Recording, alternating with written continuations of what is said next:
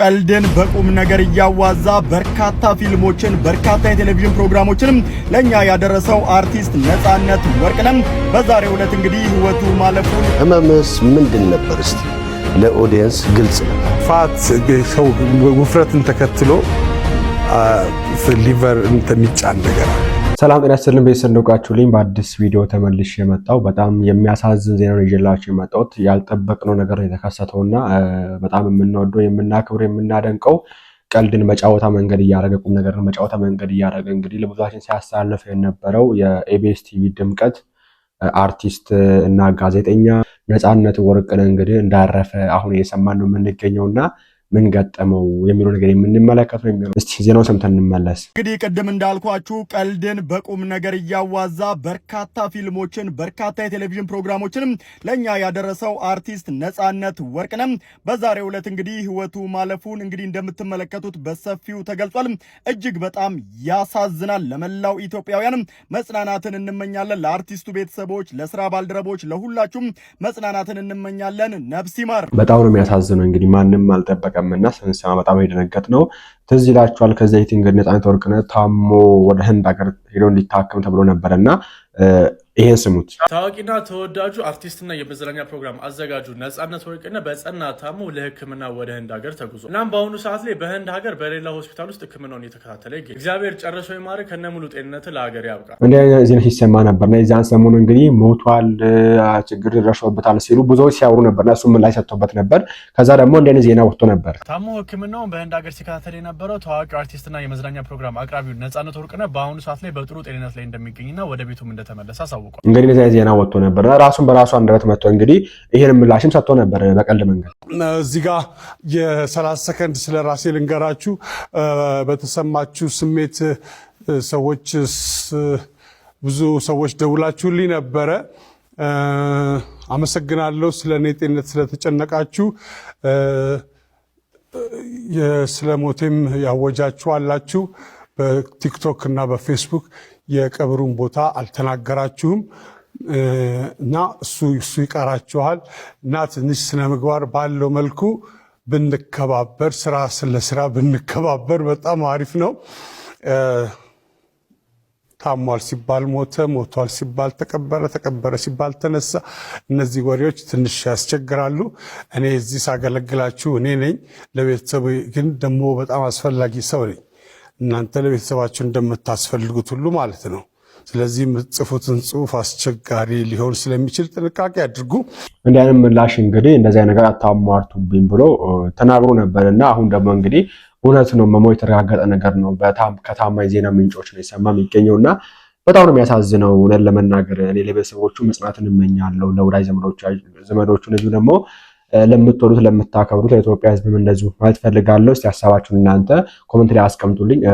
ነፍሱን እንግዲህ ያረማችን ይቀበል። በአንድ ወቅት እንግዲህ ነጻነት ኢቢኤስ ላይ ቀርበው ስለ ህመሙ ስለሚያመው ነገርና ወደ ህክምና እንዴት እየሆነ እንደሆነም እንግዲህ ተናግሮ ነበር። ስቲል ኢትዮጵያ እሺ ወጣያላችሁ ትመጣላችሁ እንደነበር እሺ ነጽዬ እንኳን ደህና መጣ። እንዲህ ስላየነ ደስ ብሎናል። እግዚአብሔር ይመስገን። በጣም አሪፍ። እኔም በጣም ደስ ብሎኛል። ስለተመኛችሁልኝ በጣም ደስ ብሎኛል። የህዝብ ፍቅርን ይዞ መቀጠል ቀላል አይደለም። ሁላችንም ከእናንተ በጣም ትንሽ የበታች ሆነን እንኳን ህዝብ ፊት መቆም፣ በተለይ ህዝብ የሚወደው ሰው መሆን በጣም ብዙ ፈተና አለው እንደምታውቀው። ያንን ዝና ይዞ መቀጠል ለዘመናትን የሚያስቀናኝ ካንተ እሱ ነው።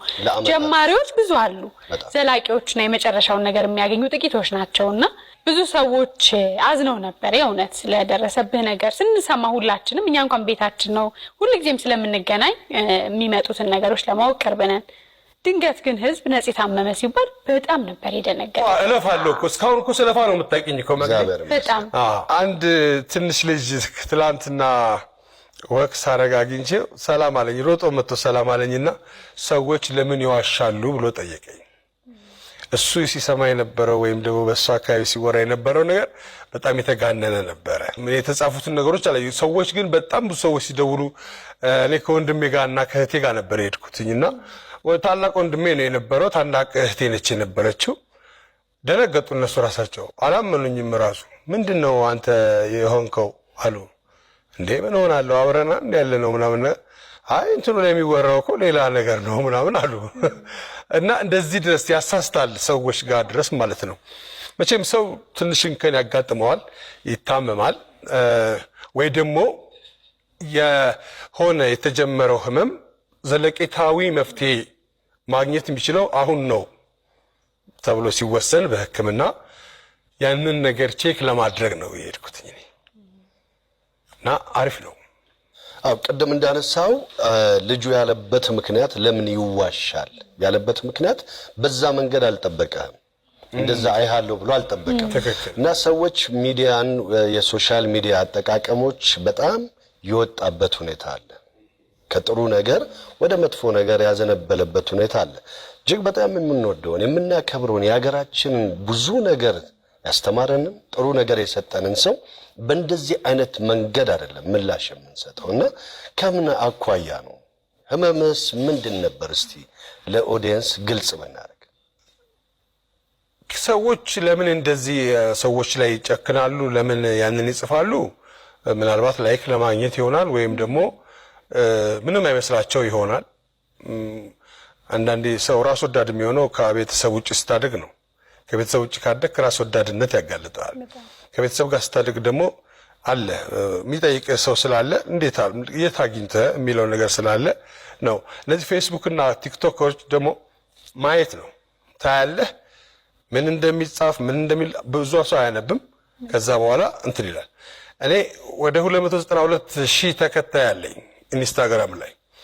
መጀመሪያ ላይ እኔ ነኝ የጻፍኩትኝ ኮሚክ ነገር አድርጌ ነው የጻፍኩት። እንደውም ህንድ እንደዚህ ለሰርጉ ላይ ነበር እኔ ግን ምናምን ብዬ ምናምን መግቢያ ትኬቱን ለሻሩክ ሰጥቼዋለሁ ምናምን ብዬ ነበር የጻፍኩት።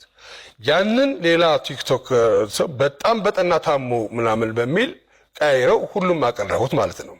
አግዳብረህ ጭንቅላት ውስጥ የሆነ ነገር አንብበ ወይ የሆነ ነገር እንትን ብለህ ምናምን ካላመጣኸው በስተቀር ስለ ሰዎች ቅንነት መመኘት፣ ለሰው ጥሩ ነገር መመኘት ከየትም አይመጣም ካላሳደከው በስተቀር።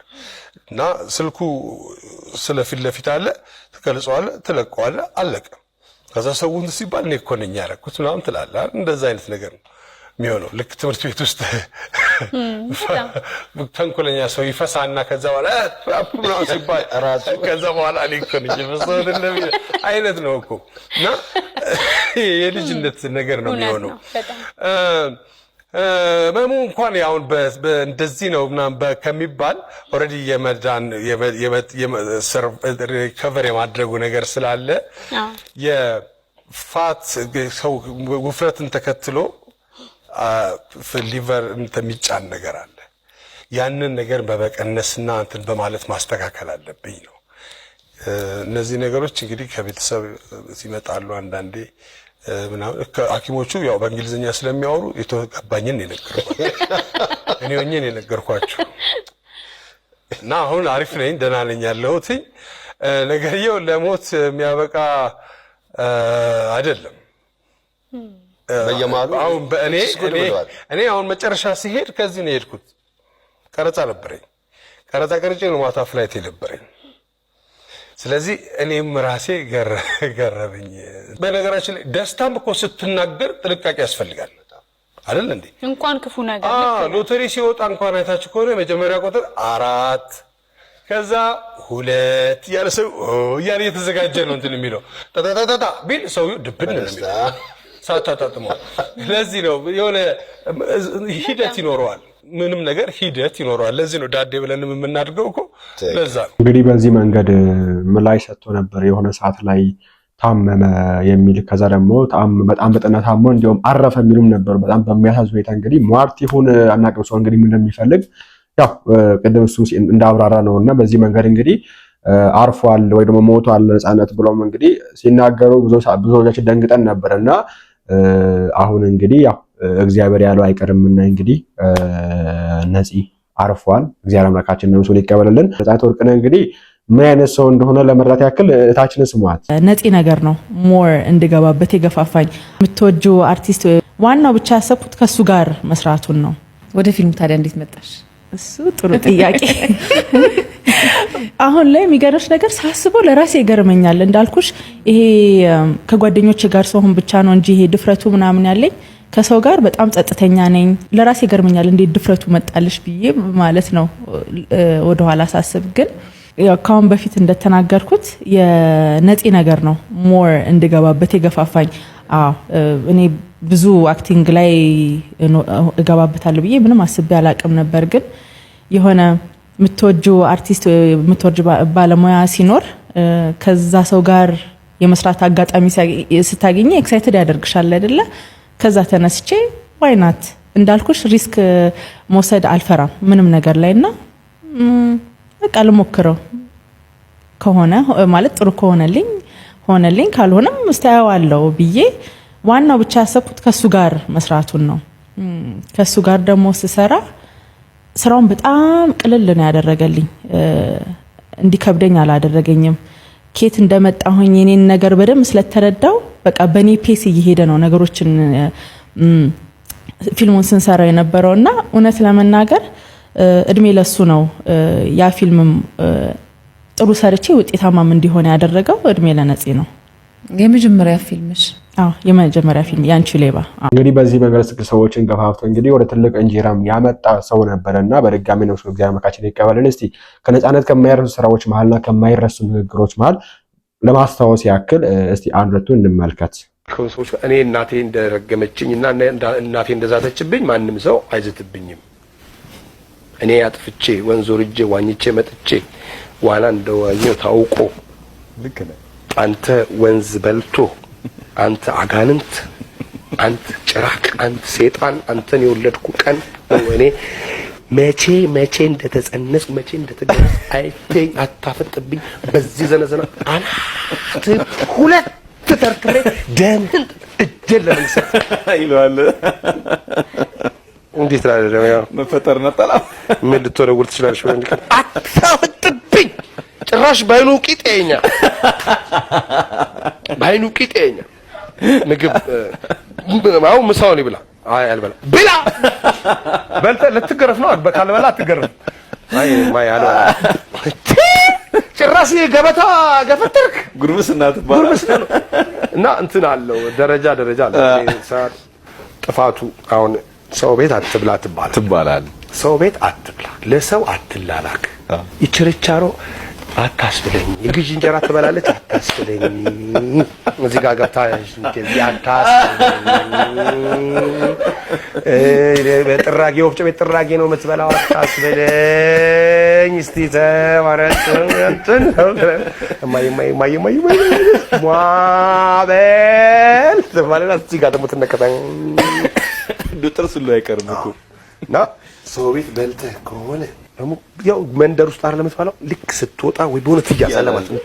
ያልክ ትያዛለህ ልጠርገው ና እንደ ባንድ ታውቂዋለ ምንድነው? አይ እንትን ተልኬላቸው አምጪልኝ የወጥ ማማሲያ አለው። ማማሲያ ደረጃ አለው። የወጥ ማማሲያ ከሆነ አነስ ያለች ነው። ከዛ ወንዝ ወርደህ ዋይንተ ነጭ ሆነ መተከተኝ ያብሲት ማማሲያ ነው። ያብሲት ማማሲያ ደግሞ ተለቅ ይላል ማለት ነው። ከዛ ደግሞ የሆነ ቦታ ሄደ ተጣልተ በድንጋይ ተወራውረህ የሰው አምፖል ከሰበርክ አለቀል ኮረንቲ ይገመዳል። ኮረንቲ ይወርዳል ከሆነ ጭራሽ የቆጣሪ የመን ይነግሯቸዋል። የኛው ናቸው ሽሜን ናቸው ቢያሆኑ አለፉ። አንተ እኛም ካርታለን እንዴ ኢትዮጵያችሁት እኛም ካርታለን ተሰምሮልናል እኮ ወጎጉ እኮ ተይዟል እኮ አናምርምና ናክላሌ ማማ ምን ይሰማል? ተኩስ ነው አፍሪካ እኮ ተኩስ እቺትና ማማዬ ኢትዮጵያዬ ከዛ ኢትዮጵያ ስንወጣ እናገኘው ሳውዝ ሱዳን ነው። ከኢትዮጵያ ስንወጣ ነጋቲው እንባባልና ሳውዝ ሱዳን ስንገባ በገነጋ በዚህ በኩል በዛ ይቀርባል። በዛ ይቀርባል። ሳውዝ በዛ በገነጋ ዶፍተኒ እንልና ከዛ ዲአር ኮንጎ ስም ከመላሃ ደሃና ነው ምንም የለንም። ለስራ ነው የምንወጣው። ለስራ ባገር ነው ዚምባብዌ እንገባለን። እዲ ኮሎኔሉ አሉ ማሽ ያሉ እንደዛ። እሺ ፈልገን እናገኛቸዋለን። ከዛ ቦትስዋናማ አንገባም። በዛው ነው የምናልፈው። ኧረ ምን ቦታን እንዴ! ይሄን ያህል ለፍተንማ አረብ ሀገር ምን አባት አይደለም። አረብ ሀገር አይደለም የኛ እኮ ነች ቦትሱ። ቀጥሎ ወዴት ነን? ሳውዝ አፍሪካ ስንገባ ፈራል ደረስን። ደርሰናል። ምን ነው በጣም ፈጠን በ120 ነው የነዳ ነው። በ120 ነው የነዳ ነው። ድራፍት ቦኖ አስበው እስቲ ጥርቅ ስምንት አረፋው የድራፍቱ አረፋ ወይ ደቡብ አፍሪካ በየአይነት አለ ኖራል። ሂድ ባይኖርስ እኛ እንደድን አንጀምርም። ኢንዌስት ቪዲዮአችን ይመስላል። እናንተ ምን ኮሜንት ላይ ገባችሁ ነፍስ ይማር ያላችሁ መጽናናት መምታችሁ እንዳትረሱ። በቀጣዩ እንመለሳለን። ላይክ እና ሼር ማድረጋችሁን ለብዙዎች ማድረሳችሁን እንዳትረሱ። ለቤተሰቦቹ እንግዲህ መጽናናትን እመኛለሁ። ቸር ቆዩልኝ። አራት ነጥቦች ሰጥቶኝ ሄደ አይሾ ስፒድ በ4 ሰዓት ውስጥ አራቱንም ነጥቦች ይዤ እንደው በቃ ቁጭ ብያለሁ። የሐሴት ከምታየው ውበቴም በላይ ነኝ፣ ከምታየው ውበቴ በላይ የምሰጠው ነገር አለኝ የሚል ማንነት፣ የኢትዮጵያኖች ኢትዮጵያን መውደድ፣ የኢትዮጵያኖች እርስ በርስ መዋደድ፣ የኢትዮጵያኖች ኢትዮጵያን ሌላው ዓለም እንዳይላቸው የመፈለግ፣ የኢትዮጵያኖች ስለ ኢትዮጵያ ሲያወሩ ኩራት፣ ያለብን ችግር እየኖርነው ያለው ችግር ከየት ነው የሚመጣው የሚለውን ነጥብ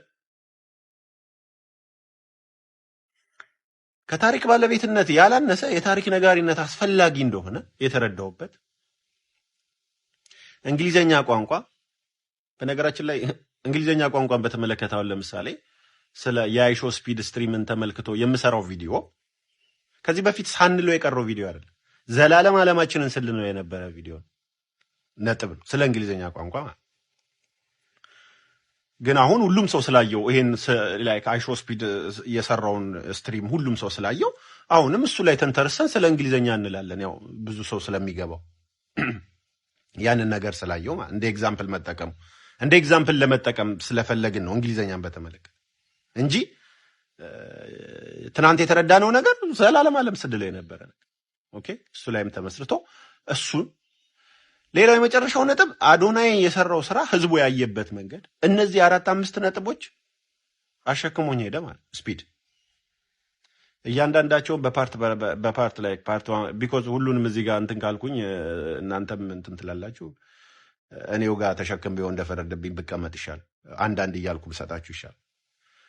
ያየውበትን መንገድ ማለት ለዛሬው የአዶናይን ሌው አዶናይ ህዝቡ አዶናይ የሰራው ስራ ባይዘው አዶናይ የሰራው ስራ ህዝቡ በደግነት ነው የወሰደው። ህዝቡ በቅንነት ነው የወሰደው። ኦፍ ኮርስ ቀን ካልሆንክ ደግ ካልሆንክ ጥሩ ኢንቴንሽን ከሌለክ እንደዚህ አይነት ነገር አታረግ። ግን ጉዳዩን ከደግነት ብቻ ካየው፣ ጉዳዩን ከቅንነት ብቻ ካየው ሁለት ነገር ታረጋል። አንደኛው አዶናይ የሰራውን ስራ በጣም ያሳንስበታል ብዬ አስባለሁ። ሁለተኛውና በጣም አስፈላጊው በቅንነት ብቻ ካየኸው አዶናይ ካረገው ነገር የምትማረው ነገር አይኖርም። በቃ ቅን ስለሆነ ነው ደግ ስለሆነ ነው ብለው ነው የምታልፍ። እኔ ደግሞ በጣም ብዙ የምትማረው ነገር አለ ባይ ነኝ። በቅንነት ብቻ አይደለም እያልኩ ነው። ኦኬ በቅንነት ለምን አየው እያልኩ አይደለም፣ በደግነት ለምን አየው። እሱ ከሰራው ስራ አንፃር የምትማርበት ነገር ስላለ ማለት ሊኖርም ስለሚገባ ጉዳዩን ከቅንነትም በላይ ማየት አለብህ ባይ ነኝ። የዛሬ ቪዲዮ እዚህኛው ነጥብ ላይ የተመሰረተ የአዶናይ ስራ ህዝቡ የሰጠበት ምላሽ እንደኔ አመለካከት በቅንነት መደረጉ በደግነት መደረጉ እንዳለ ሆኖ አዶናይ ያረገው ግን ስላየም ነው ስላወቀም ባይ ነኝ። ምንድነው ያየው? በጣም ጥሩ ጥያቄ። ምንድነው ያወቀው? በጣም ጥሩ ጥያቄ። አዶናይ አይሾ ስፒድን ጥቅጥቅ አድርጎ ያውቀዋል። አይሾ ስፒድ ምን ሊስበው እንደሚችል ያውቃል። አዶናይ ኢንተርኔት ቢዝነሱን በደንብ አውቆታል። አይ ቲንክ ጋና ካናዳ መኖሩ የሰጠው ግሎባል ማይንድ ሴት አለ ባይዘው። አሁን ኢትዮጵያ ላይ እንደ ቤዚክ የሚባለው ላይክ ሌላ ሀገር ቤዚክ የሚባለው ዕውቀት ኢትዮጵያ ላይ ምናምን ሲያስብልታ ያለ። ለዚህ ነው ስኮላርሺፕ ምናምን ሙሉ የምንለው። ትራቭል ስታረጉ በጣም አይን ስለሚገልጥ ማለት ስኮላርሺፕ የምንለው ያው አብዛኛው እንደ የአዶናይ እንደ ሀብታም ልጅ ስላልሆነ አብዛኛው ሰው ትራቭል ማድረግ ግን አይምሮ ይከፍታል፣ አይን ይገልጣል። ኦኬ ሶ እሱ እዛ እንደ ቀልድ ይዞት የመጣው ነው ልጅ ኢትዮጵያ ላይ በጣም እንደ ቤዚክ ስለተቆጠረም ሊሆን ይችላል። እሱ ግን ከደግነት ብቻም ሳይሆን ከእውቀትም ነው ያደረገው። ማለት አንዱ ኢንተርኔቱን በደንብ ያውቀዋል፣ የዓለም አቀፍ ማይንድ ሴቱን በደንብ ያውቀዋል፣ የአይሾ ስፒድን ኦዲየንስ በደንብ ያውቀዋል። አብዛኛዎቻችን እኮ አይሾ ስፒድን ኢትዮጵያ ማን ነው አይሾ ስፒድ ኢትዮጵያ ሊመጣ ነው ከሚባል ጀምሮ ነው እኮ ስለ አይሾ ስፒድ አብዛኛው ሰው የሚያውቀው። አዶናይ ካናዳ ላይፉ ይሄን የአይሾ ስፒድን ግሎባል ኢንፍሉዌንስ በደንብ ተረድቶታል። አይሾ ስፒድን ብቻም ሳይሆን ኦዲየንሱን በደንብ ያውቀዋል አዶናይ። የአይሾ ስፒድም ሆነ የአይሾ ስፒድ ኦዲየንስ ምን እንደሚስበው ምን እንደሚፈልግ በደንብ ያውቀዋል አዶናይ። በጣም ዋነኛውና ኢምፖርታንት ፖይንቱ አዶናይ ከሚያውቃቸው ዋነኛዎቹ ሌሎቹ ነጥብ ደግሞ አንደኛው እና በጣም ወሳኙ አዶናይ ስለራሱ ያውቃል። አዶናይ ስለራሱ ያውቃል ማለት ምን ማለት ነው? አዶናይ ለአይሾ ስፒድ ምኑም እንዳልሆነ ያውቃል። አዶናይን አይሾ ስፒድን ከማወቁ የተነሳ አዶናይ ማለት አይሾ ስፒድ ለአዶናይ ለአይሾ ስፒድ ምንም እንዳልሆነ ያውቃል። ኢትዮጵያ ውስጥ የፈለገ ፌመስ ቢሆን ለአይሾ ስፒድ ምኑም እንዳልሆነ አዶናይ ከሚሰራው ስራ አንጻር አዶናይ ከሚያደርገው ነገር አንጻር አይሾ ስፒድ ኬር እንደማያ ለፎቶ እንኳን የሚፈልገው አይነት ሰው እንዳልሆነ አዶናይ ጥንቅቅ ያርጎ ያውቃል። ይሄ ሰልፍ አዌርነስ ይባላል። ይኸውልህ ስለ ራስህ ማወቅ ሲባል ጠንካራ ጎንህን ብቻ አይደለም ደካማ ጎንህንም የማትችለው ቦታንም ማወቅ በጣም ወሳኝ። ስለዚህ ምን አደረገ? እኔ አይሾ ስፒድ ምንም የሚፈልገኝ አይደለሁም፣ ለአይሾ ስፒድ ሬሌቫንት አይደለሁም ብሎ ቤቱ መቀመጥ ይችል ነበር። ማንም አይፈርድበትም። ወጥቶ ደግሞ እንደሌላው እየተጋጋጠ የሰው መሳቂያ መሆንም ይችል ነበር። ግን ምን አደረገ እሱ? አዶናይ ሲመጣ አይሾ ስፒድ ሲመጣ እንዴት ነው እኔ ከዚህ እንዴት ነው እንትን ማድረግ ወይ ሬሌቫንስ የሚባል ነገር አለ።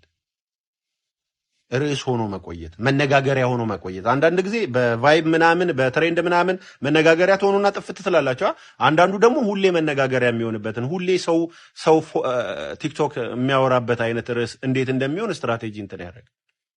ፊቸር ሙዚቃ ላይ ለምሳሌ አንዳንዱ ይዘፍን ይኖርና ከዛ ጄኔሬሽን እየተተካ ሲመጣ አዲሱ ጄኔሬሽን እየረሳ ይመጣል። ወደ አዲሱ ጄኔሬሽን አቴንሽኑን ለመሳብ ከአዲስ ጄኔሬሽኖች ዘፋኞች ጋር ፊቸሪንግ ኮላቦሬሽን እየሰራ አዲሱ ጄኔሬሽን ጋር ሬሌቫንት ይሆናል።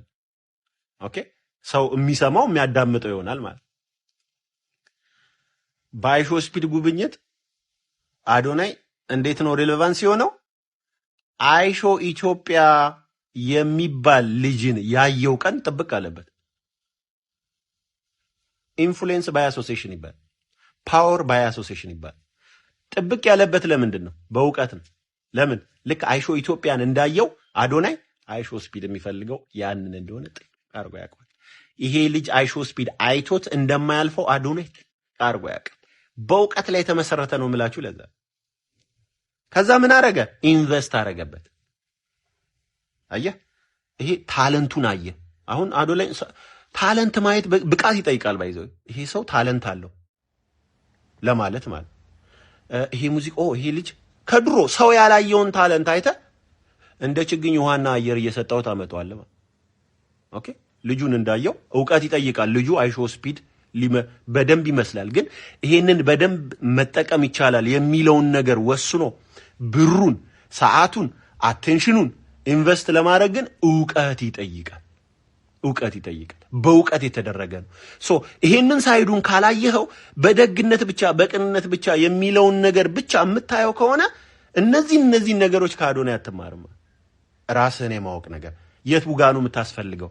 አሁን አይሾ ኢትዮጵያ ወደ ፒክቸሩ ሲመጣ፣ አይሾ ኢትዮጵያ ወደ ቲክቶክ መንደር ሲመጣ አዶናይ ምን ሆነ ማለት ነው? እንዴት ነው እዚህ ጋር ሪሌቫንት ነው? ኦኬ እኔ ሪሶርስ አለኝ፣ ስልክ ልሰጠው እችላለሁ፣ ብር ልሰጠው እችላለሁ፣ መድረክ ልሰጠው እችላለሁ፣ አቴንሽን ልሰጠው እችላለሁ። ከዛስ ያ ደግሞ ይዞት የመጣው ምንድነው? አይሾ ስፒድ የሚባለውን ፊት ቁልጭ አድርጎ ይዞት መጣው። እንዲህ በማድረጉ አዶናይ ምን ሆነ? ኢትዮጵያ ውስጥ በአይሾ ስፒድ አዮ አዶና ላይ አይሾ ስፒድ ምኑም ምኖ ብያለሁ ምኑም በቃ ምንም ለፎቶ እንኳን አይሆንም ግን በአይሾ ስፒድ ጉብኝት ግን አዶና ኢትዮጵያ ውስጥ ከራሱ ከአይሾ ኢትዮጵያ በላይ መነጋገሪያ ሆኗል ማለት አየ ይህ ስትራቴጂ ነው ይህ ዕውቀት ታለንት አኳይሪንግ ይባላል ሰው ስቀጥር ሰው ታለንት ፒክ ስታረግ ኢንቨስትመንት ስታይ ሰው ውስጥ ፖቴንሻል ስታይ በዚህ እኔ ካምፓኒ ከሌለው ከወዲሁ እንዴ ይሄን ቪዲዮ የምታየው ከሆነ የታለንት ካምፓኒ ክፈት የማኔጅመንት ሰዎችን እንደዚህ አምጥተ ማብቃት የምትችል ከሆነ አንድን ሰው ታለንቱን ፖቴንሻል አለው ብለ አምጥተ ማሳደግ የምትችል ከሆነ ልክ ስታመጣው ታስፈርመዋላ ካደገ በኋላ አንተን ነው እንትን የሚል አሁን አይሾ ኢትዮጵያ እንደምንም ብለ ካምፓኒ ከፍታ አስፈርም ልጁ ኢንተርናሽናል ግሎባል ሲሄድ አንተ ነህ ተወካዩ በየሄደበት መሄድ ትችላል ሌጋል አድርገው ዶክመንት አድርገው ስለሚገባ ኢንቨስትመንትም ስለሆነ this is your return on investment ንብረትነቱ ፕሮዳክቱ ያንተ ፕሮዳክት ስለሆነ አብዛኛዎቻችሁ ላይሾ ስፒድ ሲነግረው ሲያስረዳው ወይኔ ደግነቱ ምን ኖ ኢንቨስትመንቱ ላይሾ ስፒድ እየሸጠ በእውቀት ነው በደግነት ብቻ